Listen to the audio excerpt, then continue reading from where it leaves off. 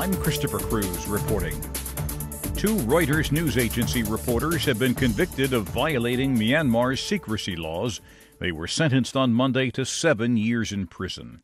Associated Press correspondent Charles De Ledesma reports American officials in Myanmar are very unhappy about the ruling. The embassy says the conviction of two Reuters reporters is deeply troubling for all who support press freedom and the transition towards democracy. The two have been found guilty of violating the colonial-era Official Secrets Act while reporting on government abuses against the country's Rohingya Muslims. American diplomats say the clear flaws in this case raise serious concerns about the rule of law and judicial independence in Myanmar, and the reporter's conviction is a major setback to the government of Myanmar's stated goal of expanding democratic freedoms. Like other diplomats in Myanmar, they are calling for the journalist's immediate release. I'm Charles De Ledesma. An American serviceman was killed in eastern Afghanistan Monday, and another wounded in what a NATO statement called an apparent inciter attack. The wounded service member is in stable condition. The number of migrants arriving in Europe has fallen, but the rate of death has risen sharply, especially for those crossing the Mediterranean Sea. A new report released Monday by the UN Refugee Agency says 2,276 people died last year trying to cross the Mediterranean. That is one death for every 42 arrivals. But so far this year, 1,095 people have died. That is one death for every 18 arrivals. And in June, one person died for every 7 arrivals. The report notes there are 19 active conflicts in Africa and conflicts in the Middle East that are causing people to flee their homes. This is VOA News. Iranian officials say they support an impending Syrian offensive to recapture the last remaining major opposition stronghold.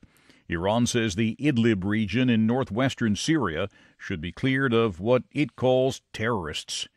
The UN Special Representative to Libya is urging warring militias to respect a ceasefire in the Libyan capital, Tripoli. Correspondent Edward Uranian reports for VOA from Cairo. Efforts to mediate a ceasefire in the Libyan capital continue despite intermittent shelling and gunfire concentrated to the south of the capital, Tripoli. UN envoy Ghassan Salame has invited the warring sides to talks at an undisclosed location Tuesday.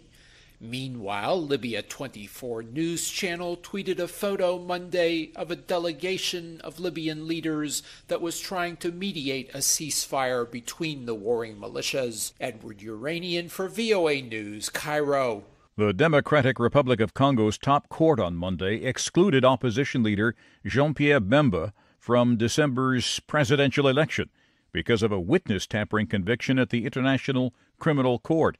Bemba is a popular former vice president. He was one of the leading candidates to replace the outgoing President Joseph Kabila. His defeat by Kabila in the 2006 election touched off deadly clashes in the capital, Kinshasa, between his supporters and state troops. The English-speaking regions of Cameroon sees thousands of children that have failed to show up for class. Correspondent Moki Edwin Kinzika has an explanation for the phenomenon from Bamenda, Cameroon. There are only a few vehicles and people on the main commercial street in Bamenda, a town in Cameroon's English-speaking northwest. Most shops and businesses are closed. And despite September 3rd being the first day of the school year, there are no children seen headed to class. Most schools in the northwest have been closed since 2016, when fighting broke out between Cameroon's military and armed separatists who want to create an English-speaking state. Moki Edwin Kinzika for VOA News, Bamenda, Cameroon. The Senate Judiciary Committee will question President Trump's nominee to the Supreme Court on Tuesday. The 53-year-old federal appellate court judge Brett Kavanaugh is approved by the Senate.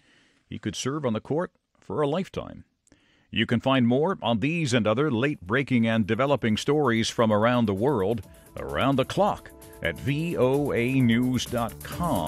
and on the VOA News mobile app. I'm Christopher Cruz, VOA News.